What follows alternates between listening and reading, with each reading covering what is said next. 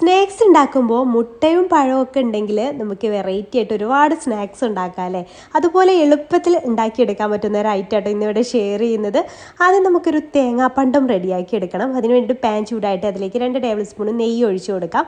അതിലേക്ക് കുറച്ച് അണ്ടിപ്പരിപ്പ് ഒന്ന് ചെറുതായിട്ട് കട്ട് ചെയ്തിട്ടിട്ടൊന്ന് റോസ്റ്റ് ചെയ്തെടുക്കുക. പിന്നെ കുറച്ച് ഉണക്കമുന്തിരി ഇട്ട് കൊടുത്തിട്ടുണ്ട്. പിന്നെ ഒരു 1/2 കപ്പ് ചിരവിയ തേങ്ങ ചേർത്ത് കൊടുക്കാം. ഒരുപാട് അങ്ങ് റോസ്റ്റ് ആവുമെന്ന് വേണ്ട, ജസ്റ്റ് ചൂടായാൽ മതി. പിന്നെ ഒരു 1/4 കപ്പ് അവിൽ കൂടെ ഇട്ട് കൊടുത്തിട്ടുണ്ട്. അവിൽ ഓപ്ഷണലാണ്, വേണമെങ്കിൽ ഇട്ട് കൊടുത്താൽ മതി. പിന്നെ 1/4 ടീസ്പൂൺ ഏലക്കപ്പൊടിയും കൂടെ ചേർത്തിട്ട് അതിലേക്ക് മധുരത്തിന് ആവശ്യമായിട്ടുള്ള പഞ്ചസാര ചേർക്കാൻ 2 ടേബിൾ സ്പൂൺ പഞ്ചസാര ചേർത്തിട്ടുണ്ട് കേട്ടോ. എന്നിട്ട് നന്നായിട്ട് മിക്സ് ചെയ്തിട്ട് അതവിടെ തണുക്കാൻ മാറ്റി വെക്കാം. പിന്നെ വേണ്ടത് നേന്ത്രപ്പഴമാണ്. വലുതാണെങ്കിൽ 2 എടുക്കാം കേട്ടോ. ഇത് ചെറുതായതുകൊണ്ട് ഞാൻ 3 എടുക്കുന്നുണ്ട്. അത് മിക്സിയുടെ വലിയ ജാറിലേക്ക് ഇതുപോലെ പീസസ് ആയിട്ടൊന്ന് ഇട്ട് കൊടുക്കാം. പിന്നെ അതിലേക്ക് 2 മുട്ട ചേർത്ത് കൊടുക്കാം. അതേപോലെ 2 ഏലക്കായുടെ സീഡ്സും 1/4 കപ്പ് പഞ്ചസാരയും 1/4 കപ്പ് പാലും ചേർത്ത് കൊടുക്കാം.